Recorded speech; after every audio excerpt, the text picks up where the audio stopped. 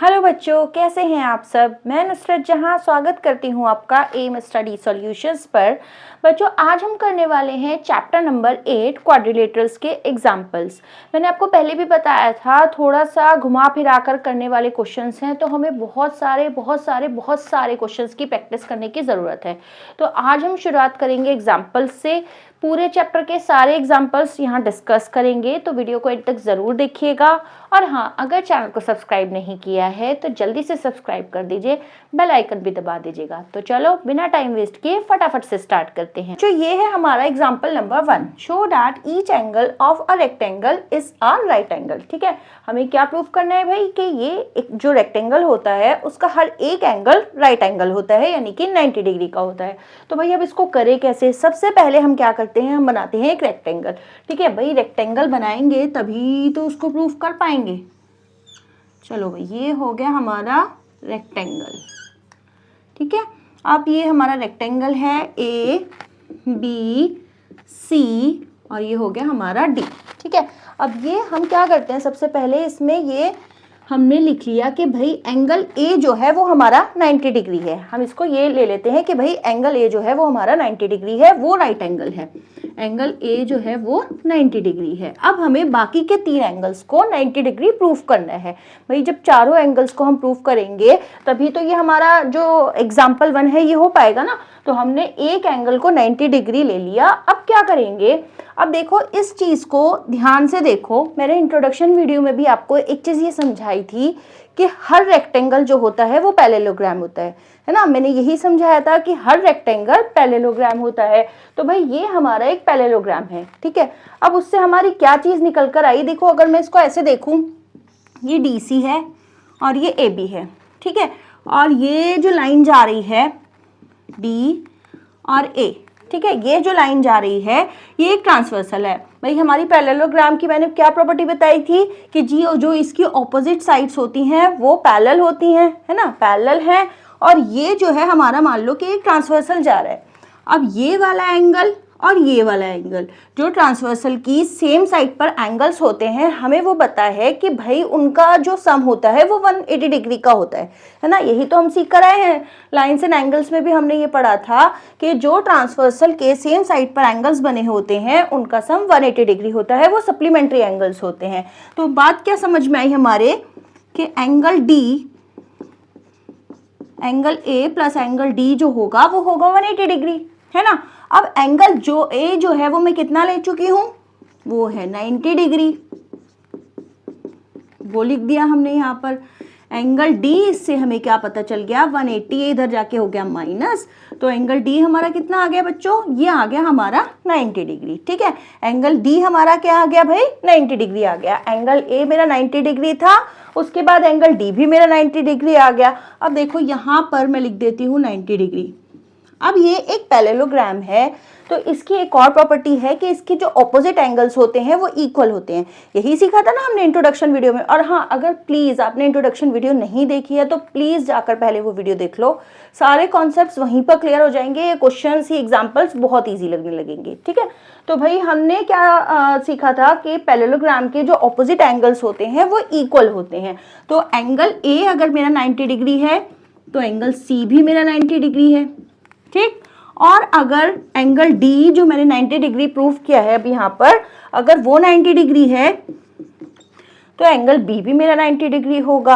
Angle D और angle B भी तो एक दूसरे के बराबर ही है ना भाई, ऑपोजिट एंगल है पैरेललोग्राम के, तो एंगल बी भी मेरा 90 डिग्री होगा। तो इससे क्या हुआ, हमारे चारों एंगल्स जो हैं वो हमारे 90 डिग्री के आ गए। ए हमने पहले ही ले रखा था, डी हमने यहाँ पर निकाल दिया, उसके बाद सी और बी जो है मेरा ऑपोजिट एंगल की प्रॉपर्टी से आ गया। ठीक है बच्चों, ये हो गया हमारा एग्जांपल नंबर 1। चलते हैं नेक्स्ट एग्जांपल पर।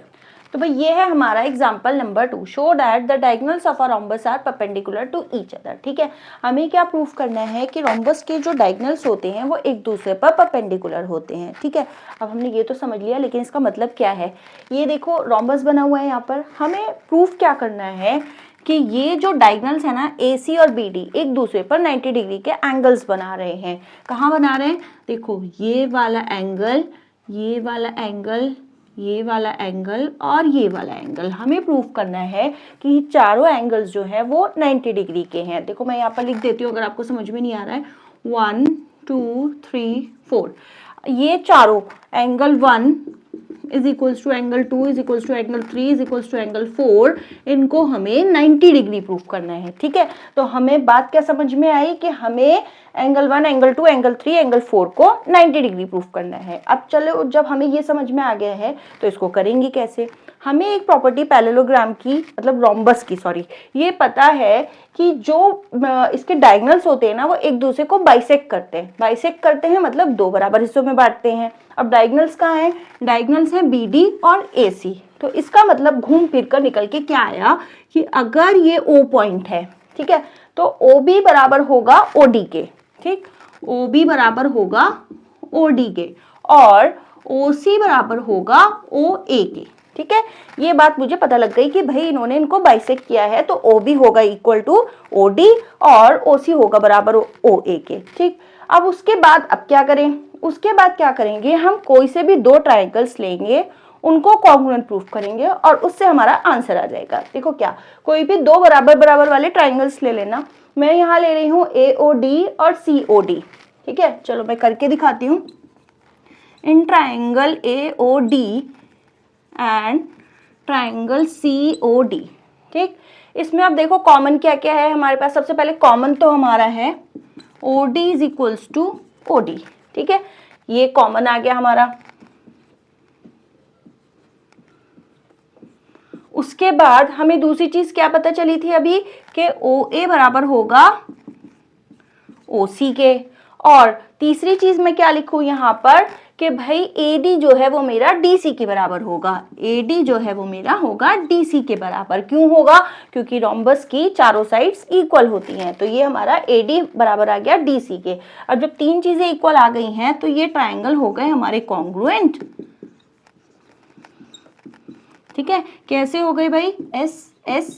ठीक है, ये कॉन्ग्रुएंट जब प्रूफ हो गए तो इससे मुझे क्या पता चल गया, angle AOD plus angle COD equal to 180 degree है। ठीक है, ये मेरी एक स्टेटमेंट है भाई, लीनियर पेयर्स है AOD और COD लीनियर पेयर्स है तो इनका सम 180 डिग्री होगा। हमें इसको कॉन्ग्रुएंट प्रूफ करने से फायदा क्या हुआ? फायदा ये हुआ कि एंगल AOD जो होगा वो मेरा COD के बराबर होगा, है ना भाई। CPCT से एंगल AOD जो होगा वो मेरा एंगल COD के बराबर होगा। कैसे? CPCT से। ठीक है, ये हो गया अगर, तो मैं यहाँ क्या लिख दूंगी, angle AOD plus angle AOD, है ना। COD की जगह भाई मैंने एंगल AOD लिख दिया। ये हो गया 2 angle AOD is equals to 180 degree. Angle AOD is equals to कितना आ गया? 90 डिग्री। ठीक है, मैंने क्या प्रूफ कर दिया कि एंगल AOD जो होगा वो मेरा 90 डिग्री होगा। और अगर एंगल AOD 90 डिग्री होगा तो COD भी 90 डिग्री हो जाएगा, है ना। COD भी 90 डिग्री होगा तो BOC भी 90 डिग्री हो जाएगा। BOC भी 90 डिग्री होगा तो BOA भी 90 डिग्री हो जाएगा। इस तरीके से एक एंगल को 90 डिग्री प्रूफ करने से मेरे सारे एंगल्स जो हैं वो 90 डिग्री आ गए। तो angle 1 is equals to angle 2 is equals to angle 3 is equals to angle 4 is equals to 90 degree. AOD COD 90 degree, उसके बाद AOB 90 डिग्री, उसके बाद कौन सा रह गया भाई? COB, ये भी 90 डिग्री। ठीक है, तो चारों एंगल्स जो हैं वो मेरे 90 डिग्री आ गए। तो ये जो हमारी एग्जाम्पल्स था, हमें उसमें यही प्रूफ करना था कि जो डायगोनल्स है एक दूसरे पर परपेंडिकुलर हैं, यानी कि 90 डिग्री का एंगल बना रहे हैं। तो वो हमने इस तरीके से यहाँ प्रूफ कर दिया। तो बच्चों ये है example number 3। ABC is an isosceles triangle in which AB is equals to AC, AD bisects exterior angle PAC and CD parallel है AB के।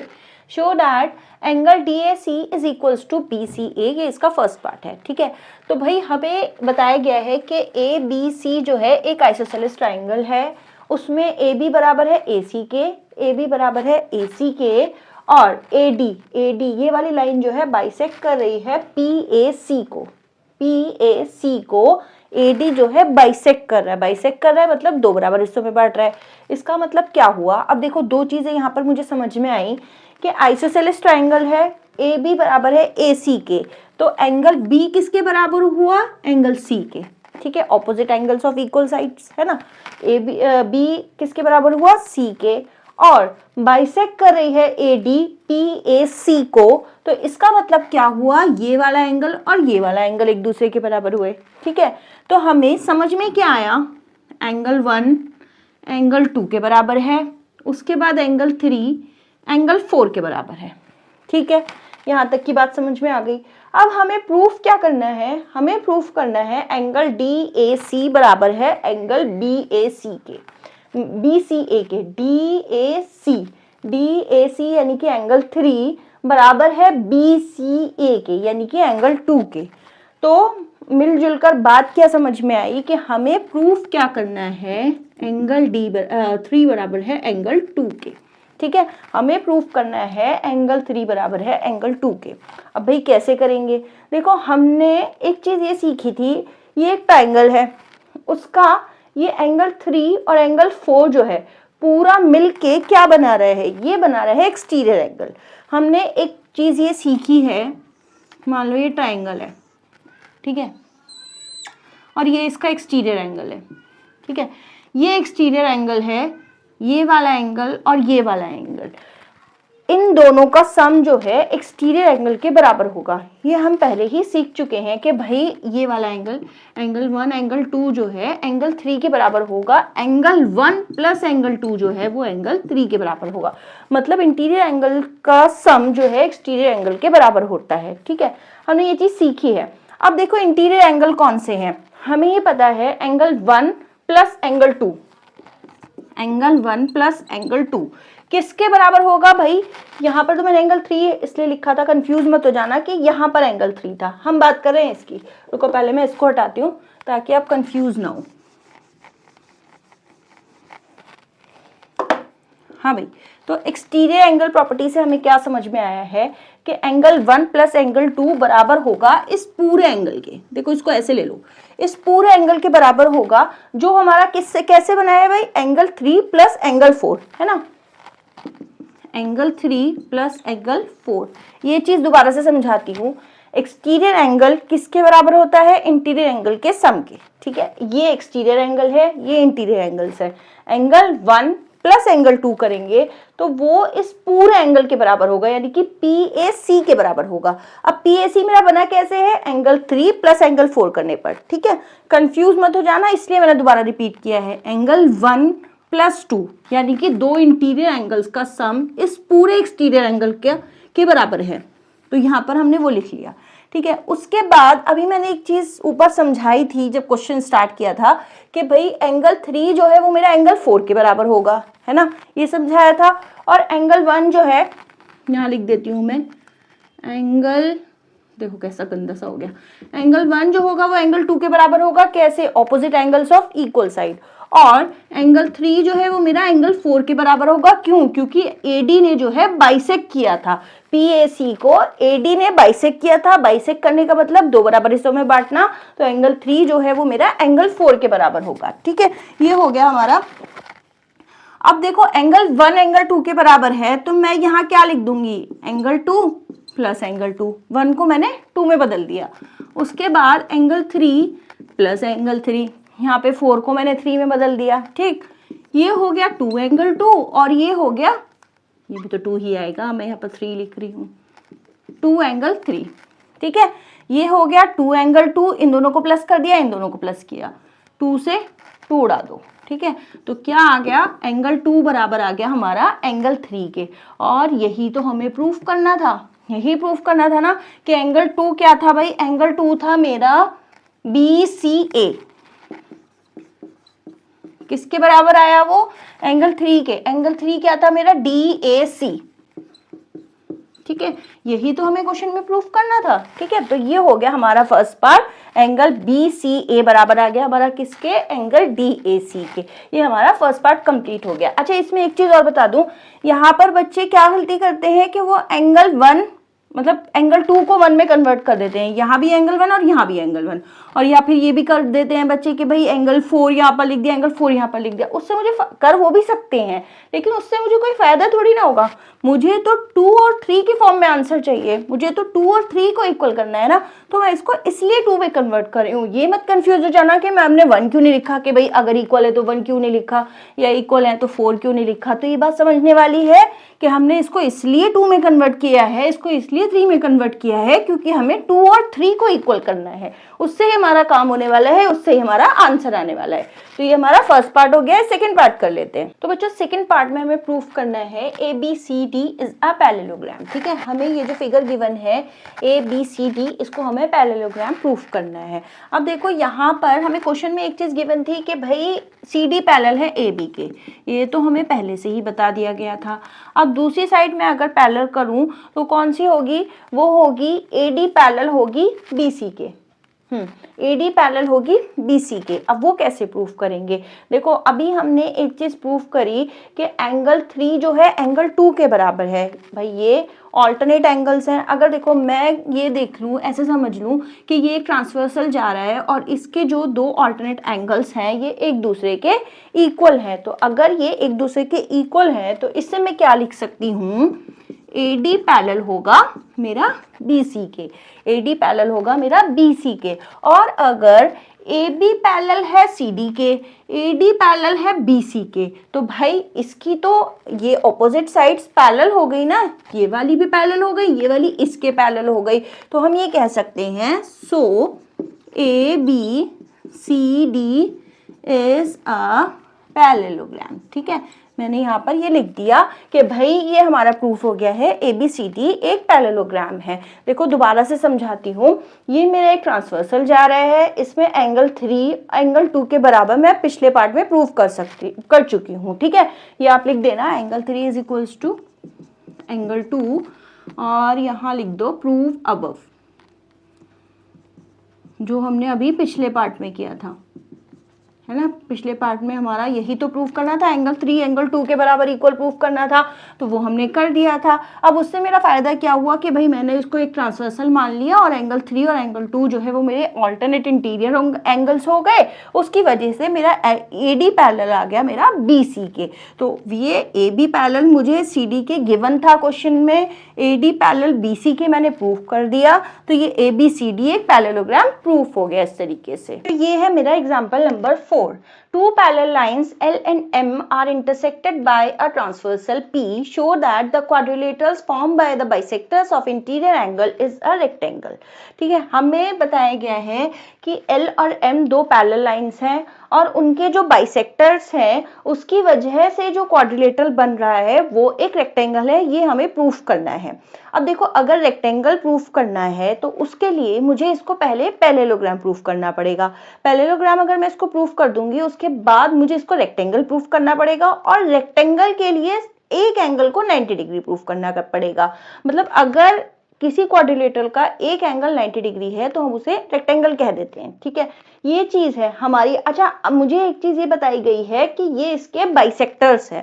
ठीक है, बाइसेक्टर्स है मतलब दो इक्वल पार्ट्स में डिवाइड कर रहे हैं। तो चलो कैसे करेंगे इसको, हम क्या करते हैं, मैं सबसे पहले यहाँ लिखती हूँ एंगल PAC और ACR, ये दोनों एक दूसरे के इक्वल हैं। भाई अगर मैं PAC और ACR को इक्वल लिख रही हूँ तो क्यों लिख रही हूँ, देखो ये दो पैरेलल लाइंस जा रही हैं। ठीक है, ये स्मॉल p है, ये कैपिटल P है, ये L और M दो पैरेलल लाइंस हैं, ये P जो है एक ट्रांसवर्सल है। ठीक है, अगर ये एक ट्रांसवर्सल है और ये दोनों पैरेलल लाइंस हैं तो एंगल PAC यानी कि ये वाला, देखो ये वाला पूरा एंगल, ठीक है, और एंगल ACR यानी कि ये वाला एंगल। ठीक है, इन दोनों को बीच को भूल जाओ, PAC यानी कि ये बड़ा वाला एंगल, ACR यानी कि ये बड़ा वाला एंगल, ये दोनों भी तो एक दूसरे के इक्वल होंगे ना। तो इस तरह से मैंने यहाँ पर लिख दिया एंगल PAC बराबर है एंगल ACR के। ठीक है, अब अगर ये बराबर है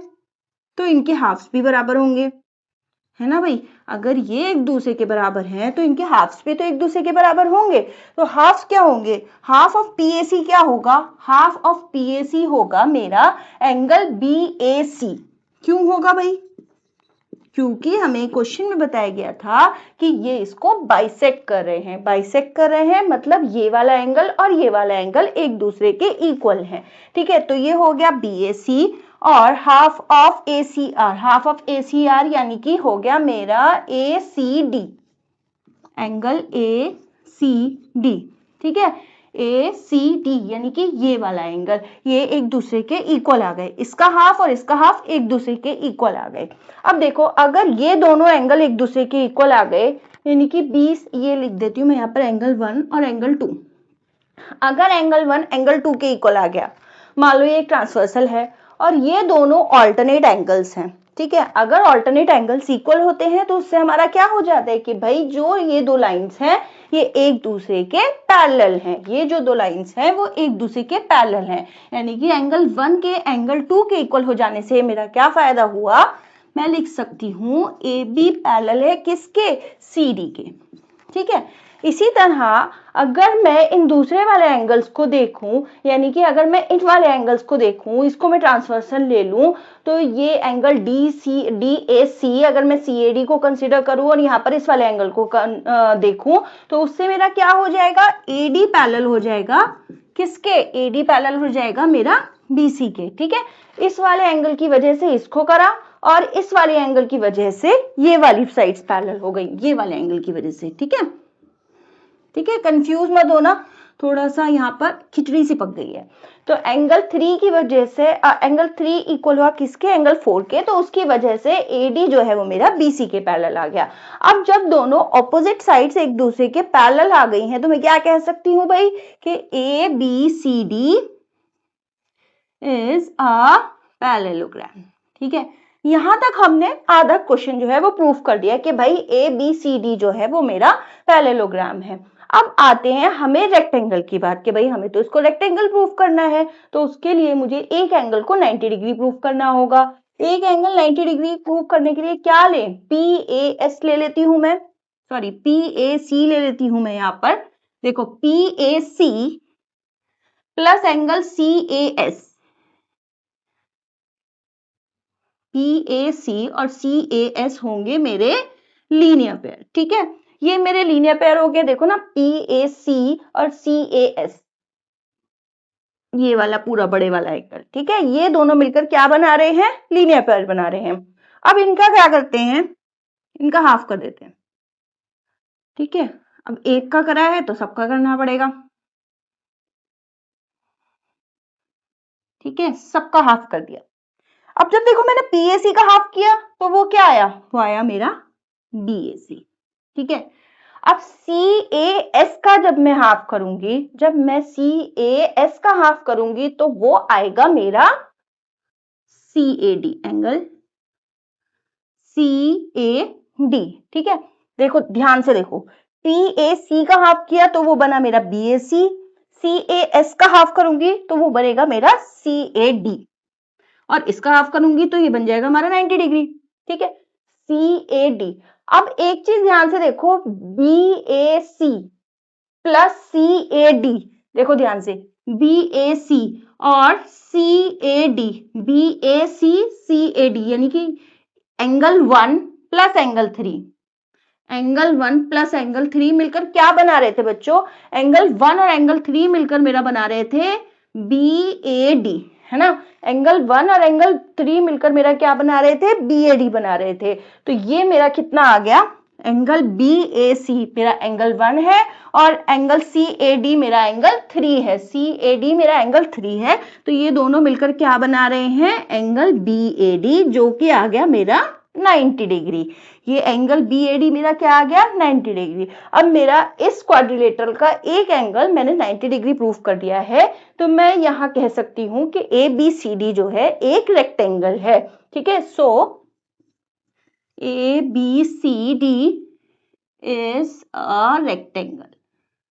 थोड़ा सा टेढ़ा क्वेश्चन है, वीडियो को पॉज करके बार बार देखोगे तो बड़े आसानी से समझ में आ जाएगा। थोड़ा सा बार बार इसको समझो और बार बार करके देखो तो समझ में आ जाएगा। मैं एक बार फिर से रिपीट करती हूँ, मैंने यहाँ पे क्या किया, PAC plus CAS is equal to 180 degree था, लीनियर पेयर थे। ठीक है, उसके बाद PAC का हाफ किया, इसका हाफ किया, इसका हाफ किया, तीनों का हाफ कर दिया मैंने। PAC का हाफ किया तो वो बना मेरा BAC, CAS का मैंने हाफ किया तो वो बना मेरा CAD। जब वो CAD बना, वो भाई इसका हाफ किया तो ये 90 डिग्री हो गया। अब BAC और CAD कौन से एंगल्स थे? BAC ये वाला एंगल था, CAD ये वाला एंगल था, इन दोनों को प्लस कर रहे थे तो हमारा इक्वल टू में क्या चल रहा था? 90 डिग्री, और इन दोनों को प्लस कर रहे थे तो वो आ रहा था मेरा BAD। BAD जो था मेरा ABC क्वाड्रिलेटरल का एक एंगल था जो कि मेरा 90 डिग्री प्रूफ हो गया, और एक 90 डिग्री प्रूफ हो गया तो इसका मतलब ये हमारा रेक्टेंगल है। तो बच्चों ये है हमारा example number 5, show that the bisectors of angles of a parallelogram form a rectangle. हमें क्या बताया जा रहा है कि भाई ये एक फिगर गिवन है, ये एक पैरेललोग्राम है और इसके एंगल्स के जो बाइसेक्टर हैं वो मिलकर एक रेक्टेंगल बनाते हैं। तो बेसिकली हमें प्रूफ क्या करना है? PQRS जो है वो एक रेक्टेंगल है। ठीक है, हमें बता दिया गया है कि पैरेललोग्राम है तो उससे हमें काफी आसानी हो जाएगी। देखो क्या करूंगी मैं, सबसे पहले मैं लिखूंगी angle DAS, angle DAS plus angle ADS plus angle ADS किसके बराबर होगा भाई? Half of angle A plus half of angle D के, है ना। देखो ADS किसका हाफ है? D का हाफ है, और DAS किसका हाफ है?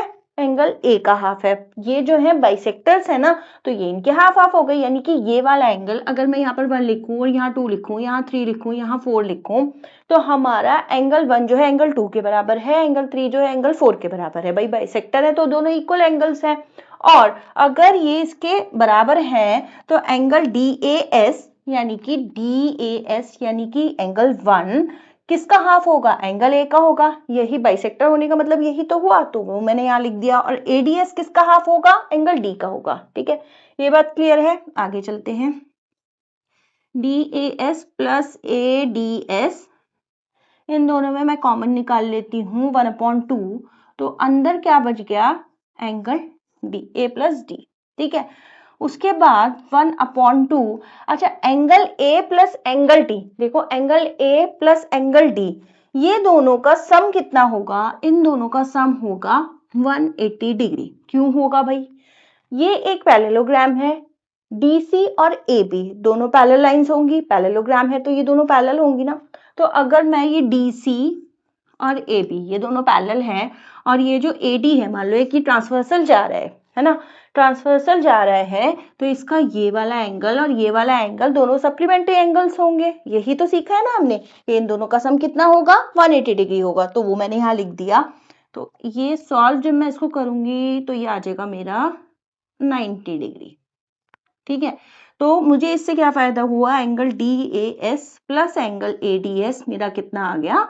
90 डिग्री। ठीक, इससे फायदा क्या हुआ भाई? हमें तो रेक्टेंगल प्रूफ करना था, तो मैम ने ये क्या कर दिया? इससे फायदा ये होगा, देखो DAS एंगल 1, ADS एंगल 3, यहाँ पर मैं एक नाम दे देती हूँ नया एंगल, एंगल 5। अच्छा देखो S और 5 में कंफ्यूज मत होना, ये एंगल 5 है। अगर मैं इन तीनों एंगल्स का सम लिखूं, यहाँ पर angle DAS plus angle ADS plus angle DSA, ये एक और नया एंगल आ गया। ये देखो ये एक छोटू सा ट्राइंगल बन रहा है ना, तो इन तीनों एंगल्स का सम भी तो 180 डिग्री होगा, है ना। एंगल सम प्रॉपर्टी से इन तीनों का सम 180 डिग्री होगा। अगर इनका सम 180 डिग्री है, यहां पर मैंने अभी एक इक्वेशन प्रूफ करी थी कि DAS और ADS जो है वो मेरा 90 डिग्री है, उसकी जगह मैं यहाँ 90 लिख दूं, यहाँ आ गया 180, तो DSA मेरा कितना आ गया बच्चों? 90 डिग्री। ये 180 में 90 डिग्री जाकर माइनस हो गया, तो DSA मेरा कितना आया? 90 डिग्री आया। भाई अब DSA लाने से भी क्या फायदा हुआ? DSA लाने से फायदा मेरा ये हुआ, देखो ये वाला एंगल और एंगल नंबर 6, ठीक है, यानी कि एंगल DSA किसके बराबर होगा? एंगल PSR के। क्यों होगा? वर्टिकली ऑपोजिट एंगल से।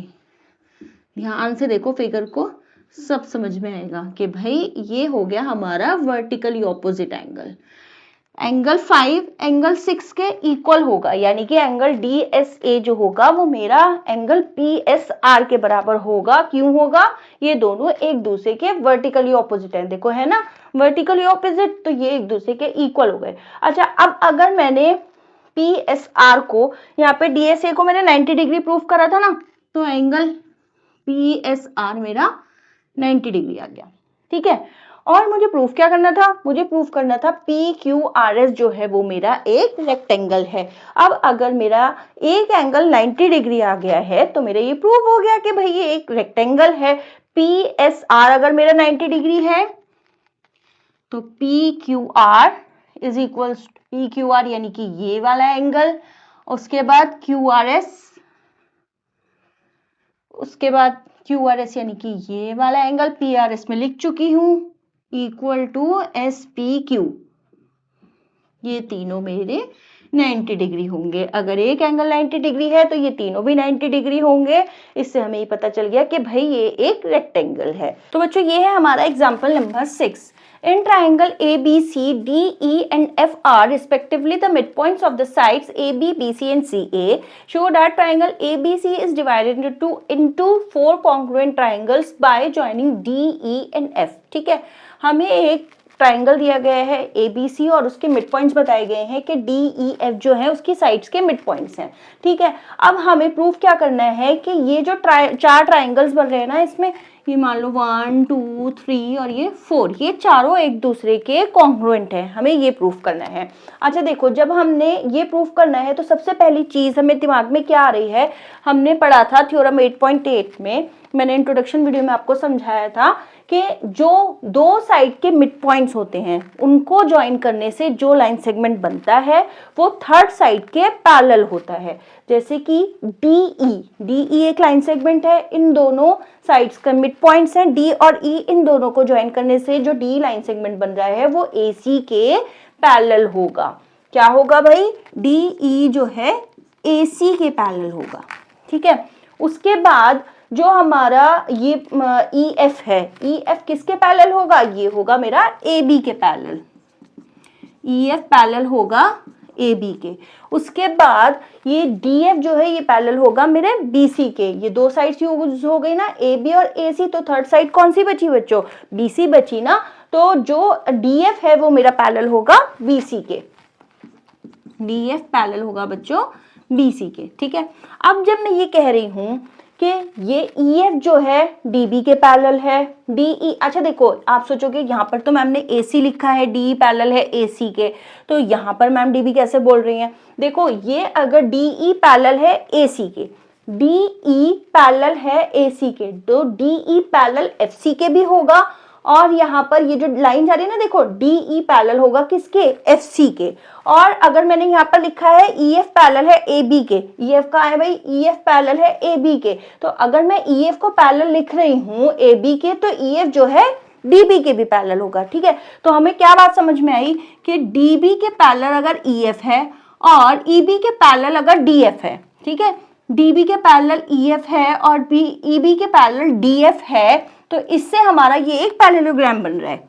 ये हो गया हमारा DBEF, एक पैरेललोग्राम ये बना। उसके बाद अगर EC पैरेलल है DF के और DE पैरेलल है FC के, तो एक पैरेललोग्राम हमारा ये बन गया DECF। ठीक है, उसके बाद अगर DE पैरेलल है AF के और EF पैरेलल है AD के, तो ये एक और हमारा पैरेललोग्राम बन गया, इसका नाम हो गया DEFA। ठीक है, ये हमारे 3 पैरेललोग्राम्स यहाँ पर बन गए।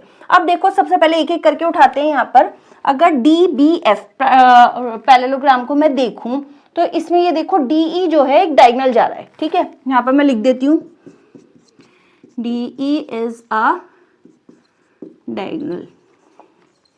ठीक है, अब भाई DE एक डायगोनल जा रहा है इस पैरेललोग्राम में DBEF, है ना, DBEF में ये DE जो है एक डायगोनल जा रहा है, तो इसका मतलब क्या हुआ कि डी बी ई और डी ई एफ जो है एक दूसरे के कॉन्ग्रुएंट है। कैसे हैं भाई, हमने एक थ्योरम पढ़ी थी, एक प्रॉपर्टी पढ़ी थी सॉरी, कि जो ट्राइंगल होता है सॉरी पैरेललोग्राम होता है उसका डायगोनल उसको दो कॉन्ग्रुएंट पार्ट्स में डिवाइड करता है, दो कॉन्ग्रुएंट ट्राइंगल्स में डिवाइड करता है। ये हमने पढ़ा था कि भाई जो पैरेललोग्राम है उसका जो डायगोनल होता है वो उस पैरेललोग्राम को दो कॉन्ग्रुएंट ट्राइंगल्स में डिवाइड कर देता है। ठीक है, तो यहाँ पर ट्राइंगल डी बी ई किसके कॉन्ग्रुएंट हो गया, ट्राइंगल डी ई एफ के।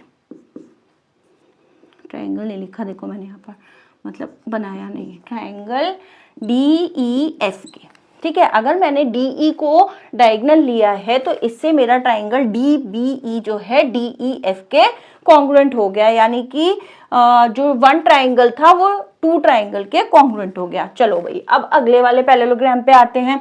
अगले वाले में अगर मैं देखूं D E C F, D E C F, इसमें डायगोनल कौन है, इसमें डायगोनल है ई एफ। भाई ई एफ जो है वो मेरा डायगोनल है। ठीक है, अब ये डायगोनल है तो इसका मतलब क्या हुआ कि भाई ये कौन से दो ट्राइंगल्स में बांटेगा, इसको दो ट्राइंगल्स कौन से हो गए, डी ई एफ और एफ ई सी, ये दोनों एक दूसरे के कॉन्ग्रुएंट हो गए। Triangle D E F is congruent to triangle E F C. ठीक है, ये हो गई, यानी कि 2 और 3 जो है एक दूसरे के कॉन्ग्रुएंट हो गए। अब आते हैं इस वाले पैरेललोग्राम पे जो है हमारा D E F A, D E F A, इसमें कौन से दो ट्राइंगल है, 2 और 4। अब देखो इसमें जो डायगोनल लूंगी मैं, इसमें कौन सा है डायगोनल भाई हमारा, इसमें डी एफ है। ठीक है, डी एफ जो है वो मेरा डायगोनल है। तो अब डायगोनल जो है पैरेललोग्राम को दो कॉन्ग्रुएंट ट्राइंगल्स में डिवाइड करेगा। इसका मतलब क्या हुआ कि triangle D E F congruent है ट्राइंगल डी ए एफ के, ट्राइंगल डी ए एफ के। ठीक है, तो ये क्या हुआ भाई, देखो ये इसके कॉन्ग्रुएंट हुआ, ये इसके कॉन्ग्रुएंट हुआ, ये इसके कॉन्ग्रुएंट हुआ, तो चारों जो ट्राइंगल्स थे वो आपस में एक दूसरे के कॉन्ग्रुएंट हो गए। तो यही तो हमें प्रूफ करना था ना कि ये 1 2 3 4 जो ट्राइंगल्स हैं एक दूसरे के कॉन्ग्रुएंट है। तो इस तरीके से पहले हमने इनको पैरेललोग्राम प्रूफ किया, फिर उसके बाद हमने इन ट्राइंगल्स को कॉन्ग्रुएंट प्रूफ किया। ठीक है बच्चों, ये हमारा एग्जाम्पल नंबर 6 हो गया। इसी के साथ हमने सारे एग्जाम्पल्स यहाँ पर डिस्कस कर लिए हैं। आई होप कि आपके सब समझ में भी आ गया होगा। फिर भी कोई भी प्रॉब्लम हो, कोई स्टेप समझ में ना आया हो, मुझे कमेंट करके ज़रूर बताइए। और हाँ, अगर वीडियो अच्छी लगी हो तो लाइक एंड शेयर ज़रूर कर दीजिएगा, चैनल को सब्सक्राइब भी कर दीजिएगा। मिलते हैं अगली वीडियो में, तब तक के लिए बाय।